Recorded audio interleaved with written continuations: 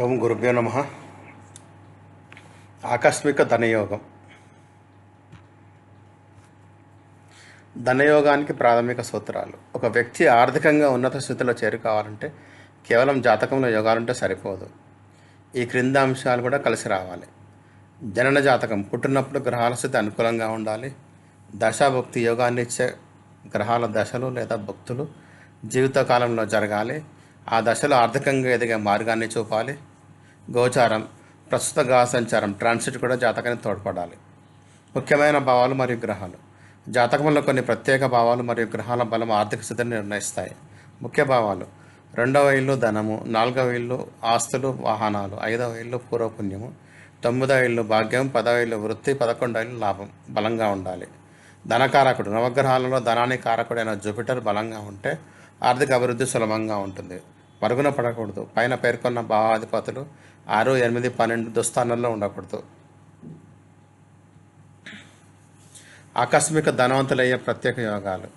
పరివర్తన యోగం. కేంద్రం 1, 4, 7, 10 మరియు త్రికోణం 1, 5, 9 అధిపతులు ఒకరింట్లో ఒకరు ఉంటే పరివర్తన చెందితే ఆ జాతకుడు ఊహించని విధంగా ఆకస్మిక ధనలాభం జరుగుతుంది. ఉచ్చ స్వక్షేత్రాలు. ఒక జాతకంలో కనీసం 3 గ్రహాలు ఉచ్చస్థితిలో లేదా స్వక్షేత్రాల్లో ఉంటే ఆ వ్యక్తి ఎంత పేదరికంలో పుట్టినా సరే సమాజం గర్వించే స్థాయికి చేరుకోవడం ఖాయం. భావాల బలం. ఏ భావాధిపతి బలంగా ఉంటే ఆ మార్గం ద్వారా డబ్బు వస్తుంది. ఉదాహరణకు 9వ అధిపతి బలంగా ఉంటే తండ్రి ద్వారా, 7వ అధిపతి బలంగా ఉంటే భార్య, స్నేహితులు లేదా భాగస్వామ్యం ద్వారా, 4వ అధిపతి బలంగా ఉంటే తల్లి లేదా ఆస్తుల ద్వారా, 3 మరియు 11 అధిపతులు బలంగా ఉంటే తోబుట్టుల ద్వారా ధనయోగం కలుగుతుంది. ఆకస్మికంగా వచ్చే యోగాన్ని ఇచ్చే దశలు. ఆకస్మిక ధనము. శుక్రుడు, బుధుడు, శని, రాహు దశలు కేంద్ర త్రికోణాల్లో ఉండి జరిగితే అవి ఆకస్మిక ధనయోగాన్ని ఇస్తాయి. స్థిరమైన ఆదాయం. సూర్యుడు, చంద్రుడు, కుజుడు, గురువు మరియు కేతువులు దశలు ఆదాయాన్ని స్థిరంగాను నేరుగాను క్రమ పద్ధతిలో ఇస్తాయి. దశల వరుస క్రమం. సాధారణంగా 3వ దశ గొప్ప యోగాన్ని ఇవ్వదు. పుష్యమి, అనురాధ, ఉత్తరాభద్ర శని నక్షత్రాల్లో పుట్టిన వారికి 4వ దశగా వచ్చే శుక్రదశ అత్యంత బలమైన ఆకస్మిక ధనయోగాన్ని ఇస్తుంది. అదే ఆశ్లేష, జ్యేష్ఠ, రేవతి, బుధ నక్షత్రాల్లో పుట్టిన వారికి శుక్రదశ 3వ దశగా రావడం వల్ల ఆశించిన ఫలితాలు ఉండవు.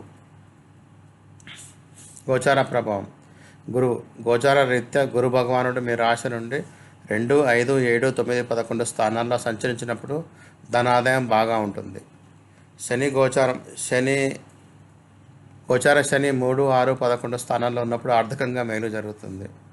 సారాంశం. పైన పేర్కొన్న గ్రహస్థితులను మరియు దశలు అనుకూలించినప్పుడు మాత్రమే జాతకుడికి ఆకస్మిక ధనయోగం కలుగుతుందని స్పష్టం చేస్తుంది.